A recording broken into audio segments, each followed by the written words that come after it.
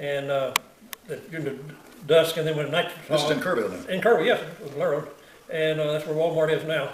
And when it got dark, I'd always get the same guy sneaking in through the back fence every single night. And you know, guess what his name was? What was his name? Arthur Bell. Any truth to that, Arthur? Yeah, he caught me every night, so I had to resort to hiding in the trunk to slip in after that. How long did it take you, Dad, to catch up with that? About 10 minutes. So did you let him in when he'd sneak in? He was already in. Okay. He had his friends. He had about 5 friends, and they'd surround me, so there was nothing I could do. Okay. Go buy him some popcorn. I don't know why I slept in the movies. It was so terrible. One of them was, I'll never forget, it was Conan the Great or something like that. Remember that one? No.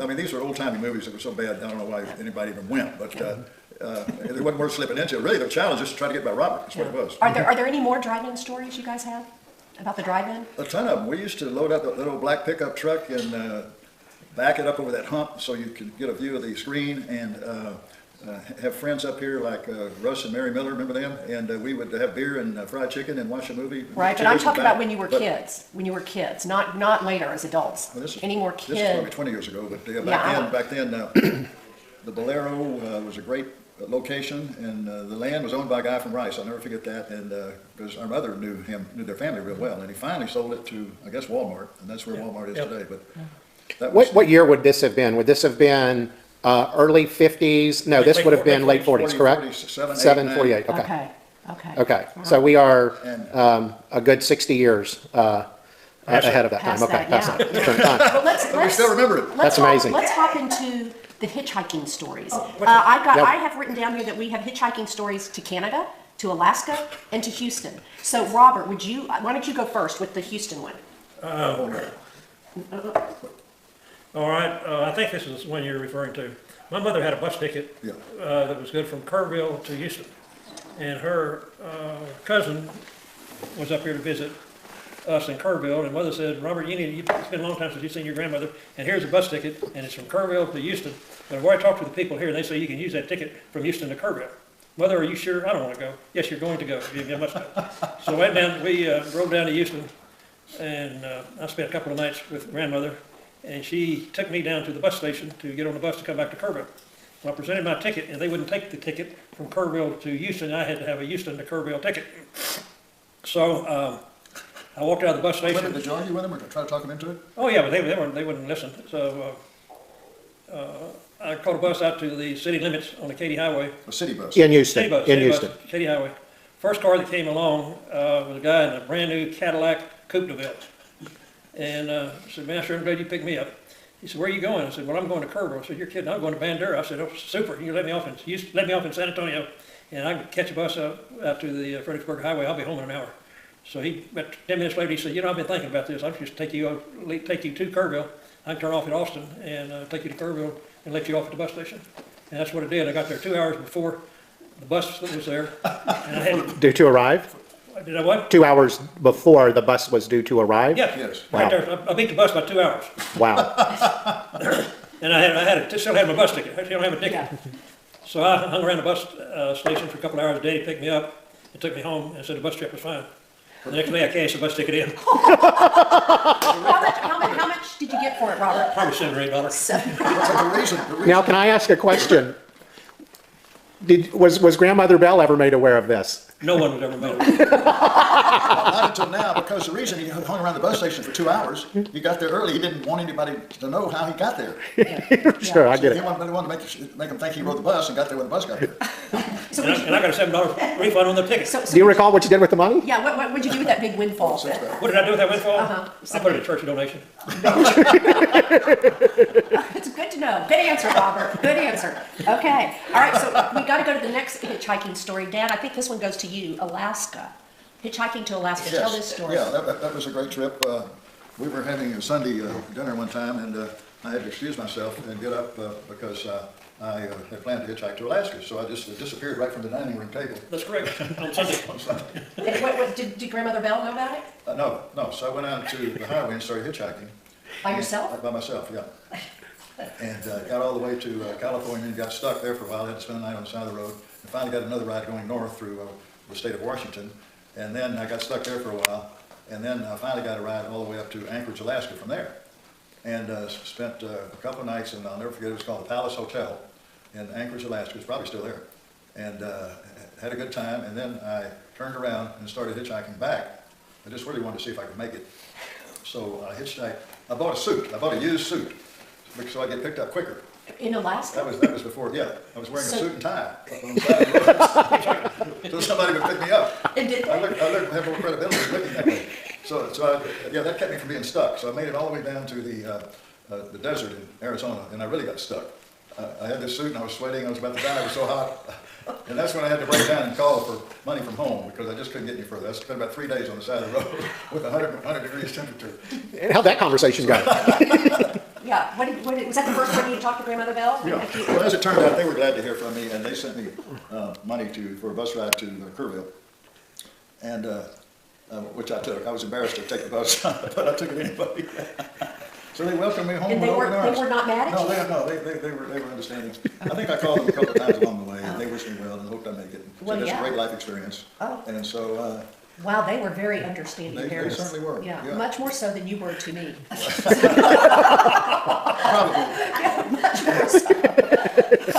Now, I don't know who the Canada story goes to. That's one and the same. Isn't that may be Is that one the and same as Alaska? Yes, Okay. yes. Okay, so it was Alaska, not Canada. Got it.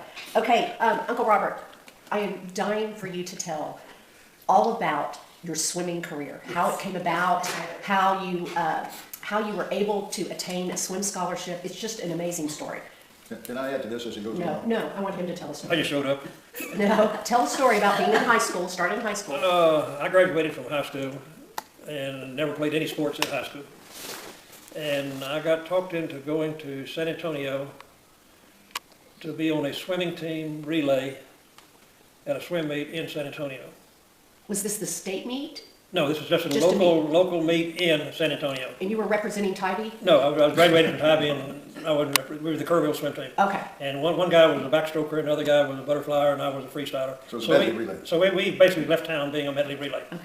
About center point, we said, why in the world are we just doing all the way down here and back for one event? So why don't we enter some individual other events and see what happens? Well, they never run us out of town. So we showed up and we did that, and I did a 50-yard, it was a 20-yard wide pool, so 100 yards would be 5 widths.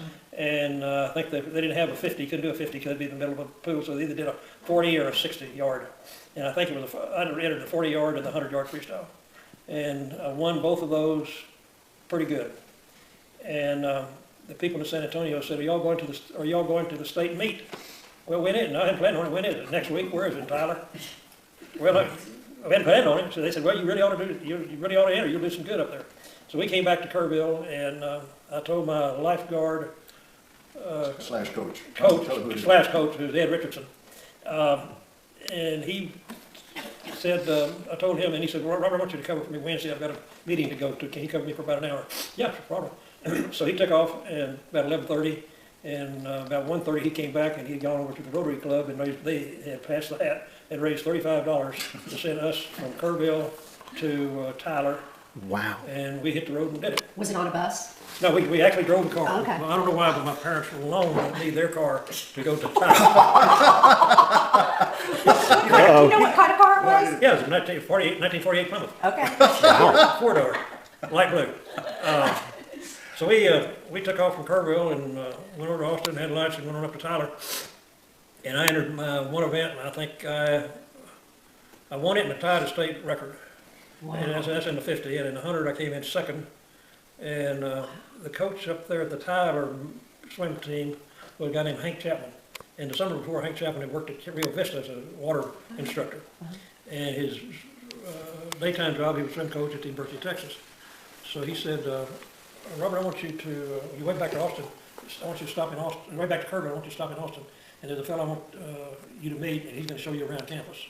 So we left Tyler Sunday about 10:30 and got back in Austin, went through Austin about 3 o'clock in the morning, and went out to Barton Springs and slept on the ground. Wow. Well, this is it. I met this guy about 8:30 or 9, and he showed me around campus. What's his name? I remember. Bill Hoff. Bill Huff. And then we got back back to the car and drove back to Kerrville. And then one night in August, I went to other swim meets throughout the state that summer. And in August, my mother took everybody to Washington, D.C. to explore the nation's capital, but I told her I couldn't go because I'm waiting to see what's going to happen here on this swimming situation. And while they were gone, I got a call one night from the swimming coach in Texas, offered me room, board, books, and tuition. And laundry. And laundry. Wow. And so I said, all right, I'll see you over there. So 3 or 4 days later, I hit the road with Arthur, and it's like over there and back. And so you swam for UT? Yeah. Tell them about the letter from the SMU coach.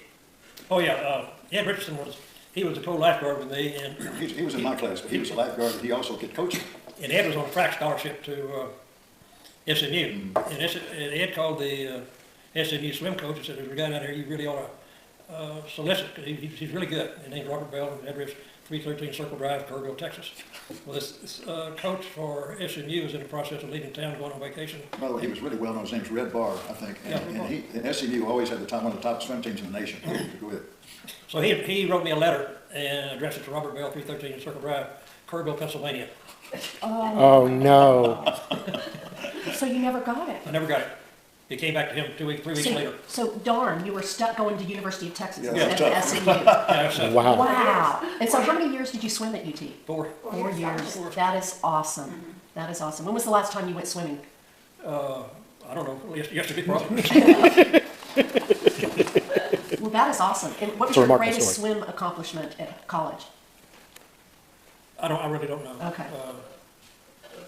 But that was after the days of, or Before the days, Like, yeah. like your daughter got out of the water 2 weeks out of the year. Yeah, Did y'all swim year round like that? Heavens no. yeah. We swam 2 weeks a year. Yeah, that's amazing. Wow. No, we didn't. No, it was nothing like it is now. Yeah, but that's awesome. Yeah. That's I think you swam awesome. Masters. When I looked out. Yeah. Masters, ask him about Masters. And when you got done, did you swim masters as an adult? Yes, Yeah. I did. I've come and gone with Masters. No, his master participation consisted of doing the polar bear plunge at Mo Ranch. Okay. Have you done that? Yes, I was, Have you done it with Dad? yes, Okay. once. Once, and that was enough for you, right? I got sober after that. Yeah. Dad, how many times have you done the polar bear plunge? About 16 straight times. Yeah. Non-stop. Wow. Yeah. Why? It's a challenge to see if you can make it, and it's a challenge to go out there and do it, and it keeps you young. And it's great camaraderie among the plungers. Last year they had 90 some odd plungers do it, and it's a fundraiser for charities. And charity, it rotates each year to a different charity. Well, speaking of camaraderie, I want to take you back to your high school days at Tidy. I think, did you play football at Tidy? Okay, and I want to take Football, you back to basketball, one. and track. I want to take you back to one of your classes, specifically your music Oh, class. my major, yes. Yeah, no, it wasn't your major. Tell us. I've sat next to you in church and listened to you sing. Music is not your major. So I'd like you to share the story of your music class for all of the Okay. generations to come. Okay, yeah, music was an elective, but all the football players were in there because it was a snap course. You're familiar with those, aren't you? Can you take Bible? Vaguely, yes. That's a story in itself. Okay, let's stick to the music story. Okay, but this guy, he was a nice guy. He was a good choir director and everything. Had a good sense of humor. But the football team, we decided that we were going to gang up on this guy and throw him out the window. Why? I cannot recall why. Can you, Robert? I wouldn't know. I know you know the story, but there was some reason that he was so strict and made you actually sing and sound good, and that completely rubbed all the football team the wrong way. Did you throw him out the window? No, what happened is we all ganged up on him, picked him up, and hung him out the window. Which is worse than being thrown out of the window. Did you hang him upside down? By his feet, upside down. For how long was he upside down? About 5 minutes, just before the fire department got there. Were you arrested for that? And so we lifted him back in, and we all had a big laugh about it. That was it? And nothing ever happened. I mean, There was no element of discipline, no discipline? there was No action? Nobody knew about it. See, it was all contained in the music room, and so which is still there today. I think. I just don't even know what to say about that. And nothing ever happened. I mean, I don't think none of the authorities ever knew what happened. Do you realize He what? took it all in good spirit. His name was Leslie Cook. Do you remember that? Yes. Okay. You realize if that happened today, what would happen? No telling. Yeah. Yeah, I mean, Yeah, we'd all be in jail. yeah.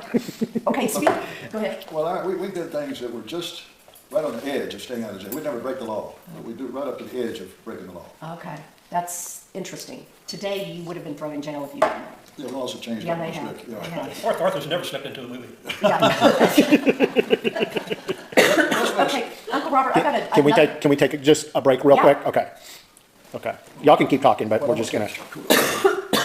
I'm gonna ask. Linda, are you okay? Do you have a cold?